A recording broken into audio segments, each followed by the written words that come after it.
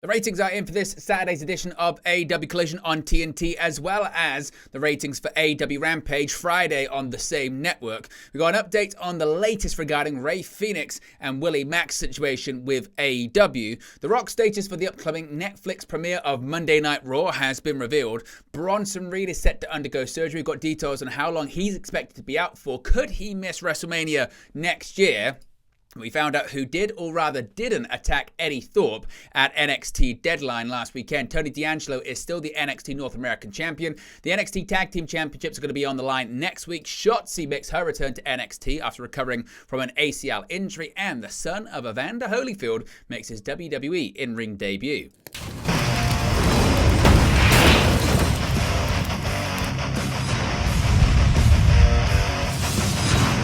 Hey guys, welcome back to Wrestling News 365. Hope everyone is doing very well. As always, there are plenty of news stories to get into in the world of professional wrestling. Let's begin with AEW Collision on TNT. The ratings are in and it's slightly better numbers. Still not great though for All Elite Wrestling. Now it's beginning to feel like a long December for AEW Collision. Last week, the Saturday program predictably drew the lowest number in the show's year and a half history, thanks to being moved out of its normal 8 p.m. time slots and into the late afternoon. But even back in its normal place this past week, Collision's situation didn't seem to be that much better, with the show now up head-to-head and against the NXT Premium Live event Deadline. Sure enough, it was another instance of the WWE audience affecting Collision. WrestleNomics is reporting that the show drew 278,000 total viewers and a 0.07 in the coveted 18 to 49 demographic. One positive is that the numbers for both categories are well up from last week's record low, with total viewership rising 93% from 144,000, while the 18 to 49 was up 133% from a 0.03. The good news ends there though, as Collision was still well down against the 4-week average, with total viewership falling 19% from 344,000, while the 18 to 49 was down 36% from a 0.11. To make matters worse, the numbers represent the lowest Collision has ever done in either total viewership or 18 to 49 in its normal time slot since the show began airing in June 2023.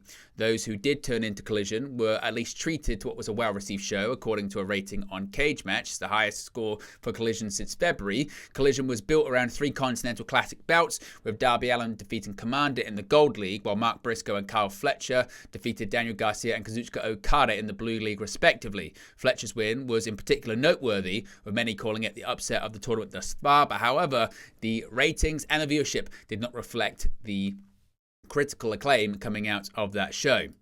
Now let's talk about AEW Rampage this past Friday, and it did not do too much better than Collision. The Friday's December 6th episode of AEW Rampage averaged 177,000 viewers on TNT, which is up over 40% from the previous week when the show aired on Saturday afternoon against WWE Survivor Series. It's the second lowest viewership total the show has ever done in its regular time slot. Rampage finished 25th on primetime cable charts with a 0.04 rating in its 1849 demo. That's up over 33% from last Saturday's record low rating, but it is the lowest the show has ever done on a Friday night.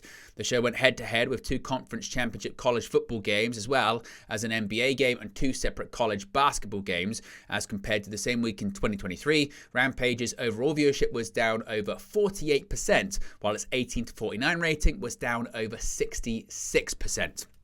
Now, what's the latest when it comes to Rey Fenix and his problems with All Elite Wrestling? Now, AEW has been receiving its fair share of criticism for what has happened to 2 of its stars, Rey Fenix and Willie Mack. Fenix has made it publicly clear that he's not happy with the fact that he's being forced to stay in AEW and has taken his frustrations to social media in recent days. As for Mack, he was reportedly pulled from upcoming GCW events due to comments that the GCW star Effie made about AEW president Tony Khan and his father.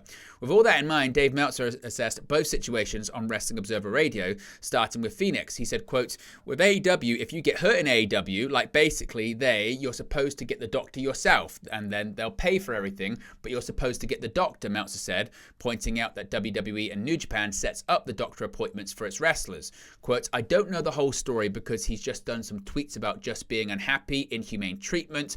I think that's what it is. He's going to have to elaborate further." Meltzer went on to explain that he knew of many wrestlers who at one point in time, when they were unhappy with WWE extending their contracts, they would try and get themselves fired in a variety of different ways. None of these apparently worked, but it's a similar situation with Fenix, as Meltzer was told he's got a long time left on his deal with, he said, quote, one of his friends told me like a year as far as injury time that they've tacked on, and obviously he wants to go to WWE and he can't go. Tony Khan is in a wrestling war with WWE. He's not going to do them any favors, and unfortunately Fenix is caught in the crossfire, end quote.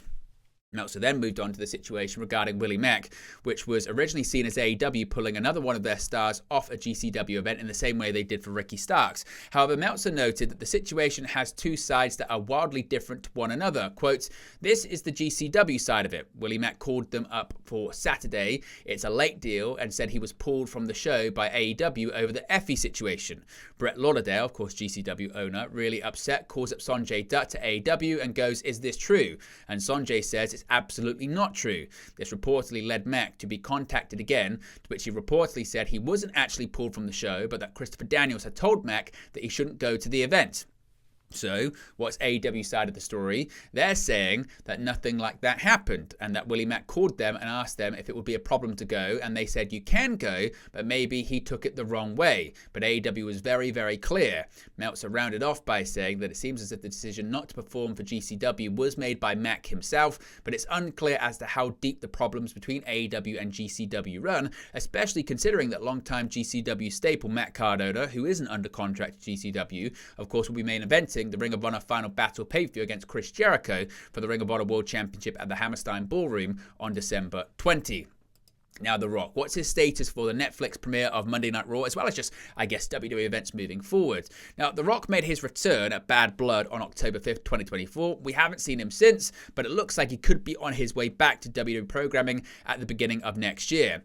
Speaking about his return on the recent WWE PLE, The Rock said he will always go back, and that was not only to make appearances, but to help expand the company. With Raw moving to Netflix in January of next year, The Rock is reportedly part of those plans. Per WrestleVotes on Backstage Pass Q&A, it was reported that The Rock is scheduled to appear on the January 6th premiere of Raw on Netflix. WrestleVotes also stated that WWE is expected to load up the show with big names and matches for the premiere episode. The Intuit Dome in Los Angeles show has seen Roman Reigns, Cody Rhodes, CM Punk, and John Cena all being advertised to appear.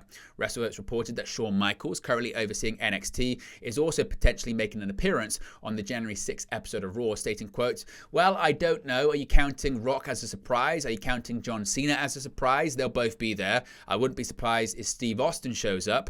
I've heard Shawn Michaels may make an appearance. Anybody that they have under a legend still and is healthy enough to be in Los Angeles, I would expect to be there.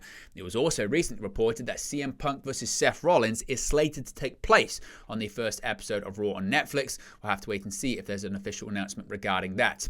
Now, a bit of an update here when it comes to Bronson Reed and his medical status. Now, of course, at Survivor Series, Roman Reigns, CM Punk, Sami Zayn, the Usos defeated the New Bloodline Solo Sikoa, Jacob Fatu, Tama Tonga, Tonga Loa, and Bronson Reed in the men's War Games match. During the course of the match, Reed suffered a broken foot when he delivered a tsunami off the top of the steel cage through the table in the ring after CM Punk pulled Reigns out of the way. On the December 6th edition of Friday Night SmackDown, the company announced that Reed will be out of action indefinitely after the men's War Games match. On December 10, Bronson Reed took to Twitter to share an update on his broken foot. He wrote, quote, surgery tomorrow. Now, when it comes to how long he could be out for, it looks like this injury could keep him out of action through WrestleMania season. Dave Meltzer and Brian Alvarez noted on Wrestling Observer Radio last night that they'd heard Reed is not expected back in time for WrestleMania 41. Quote, Bronson Reed is having foot surgery. He's going to be out for months. Yeah, a long time, Meltzer said. I was told after you, Alvarez, had messaged me that I asked somebody there and they said he's not expected to be back for WrestleMania. It's expected to be a long time. Of course, WrestleMania 41 is being held at Allegiant Stadium in Las Vegas on Saturday, April 19 and Sunday, April 20, 2025. And the expectation is he's going to be out until at least after that show. Let's go to NXT last night. A bit of an update here when it comes to Eddie Thorpe. Now, on last week's episode of NXT, Eddie Thorpe won his way into the Iron Survivor Challenge match, but by the end of the show, he was ruled out of it due to a mystery backstage attack. The attack meant he was unable to compete in the Iron Survivor match, and instead, he was replaced by Obafemi. The returning Obafemi would go on to win the Iron Survivor Challenge match and get a title shot against Trick Williams at New Year's Evil. On last night's NXT, Thorpe inserted himself into an exchange between Williams and Femi, accusing Femi of being his attacker.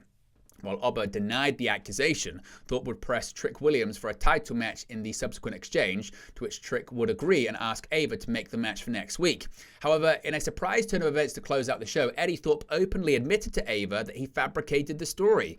After the contract for his title match next week was already signed, Thorpe revealed that he set up the attack, knowing he'd be able to use the sympathy to leverage a title shot without having to endure the Iron Survivor Challenge. So that match is now set for next week.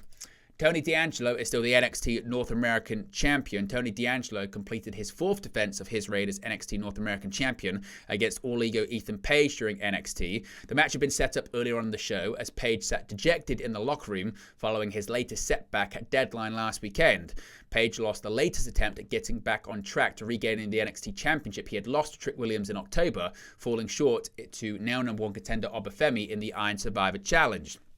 D'Angelo offered Page a shot at his NXT North American title in an act of pity, which Page declined as he felt the title was beneath him, only to quickly change his mind when the title shot was open to the rest of the locker room.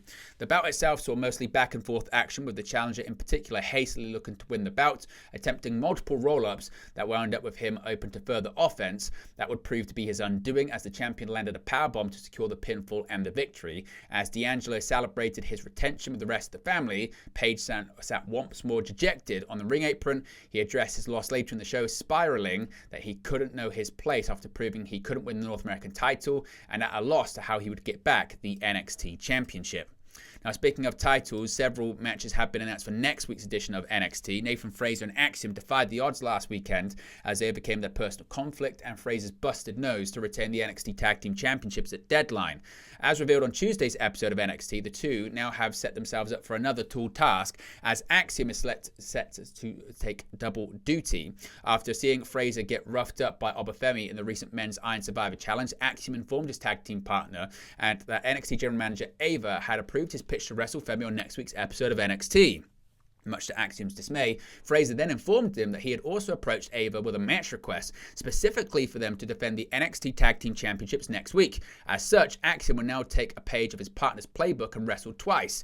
NXT later confirmed that Gallus will challenge for Axiom for their tag titles next Tuesday. Most recently, the duo successfully defended their championships against No Quarter Catch Crew's Miles Bourne and Tavon Heights at Deadline. As Axiom noted, Frazer had performed earlier in the show as well, notably scoring a fall on Ethan Page in the Men's Iron Survivor Challenge.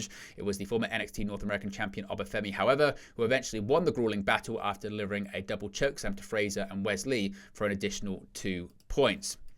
Now, Shotzi, she's back on WWE television, returning to NXT last night. Now, the team of Tatum Paxley and the recently returned Gigi Dolan had some backup after a loss to Fatal Influence's JC Jane and Jasmine Nix on Tuesday's episode of NXT, when former NXT Tag Team Champion Shotzi made her return from injury. In a backstage segment before their match, before being interrupted by Shawn Spears, Paxley told Dolan not to worry when it came to the numbers game because she had another friend.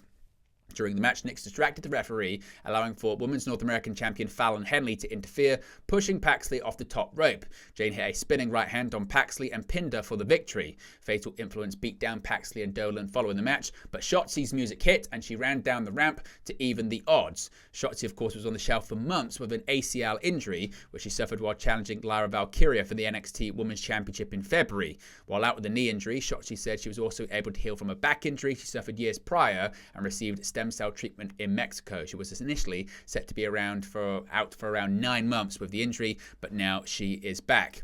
And finally, a possibly, in the future, big debut took place last night at the Performance Center. Of course, recently, a new competition show was announced as coming to the A&E network titled WWE LFG. Now, it stands for Legends and Future Greats. The show is described as the behind-the-scenes look at rising talent vying for a coveted WWE contract while being mentored by WWE legends, while also including in-ring action. Set to feature Paul Triple H Levesque, Shawn Michaels, as well as mentors Undertaker, Booker T, Mickie James, and Bubba Ray Dudley. The show show is seemingly underway in terms of production. Ahead of last night's NXT television taping, the first match for this new show was taped, featuring Performance Center recruits, both with notable ties. The match featured Anthony Luke, who is a former San Diego State University defensive linesman. Luke is also the boyfriend of Monday Night Raw star Maxine Dupree. His opponent, however, was former NFL player and the son of notable boxing icon Evander Holyfield, Elijah Holyfield, in what would be his first official match for WWE. Of course, we get any more details on the future of him in WWE, we'll of course let you know in an upcoming video. But there you go, guys, the latest pro wrestling news for you. Be sure to smash a like on the like button, be sure to subscribe bottom right hand corner. As always, let me know your thoughts in the comment section below, and I'll speak to you again very, very soon. Hey guys, thank you for watching, listening, streaming, or however you come across this video today. Be sure to click on the video on the right there to watch our next video, or click the bottom there to subscribe, or the bottom right hand corner. Thank you very much, and I'll speak to you again very soon.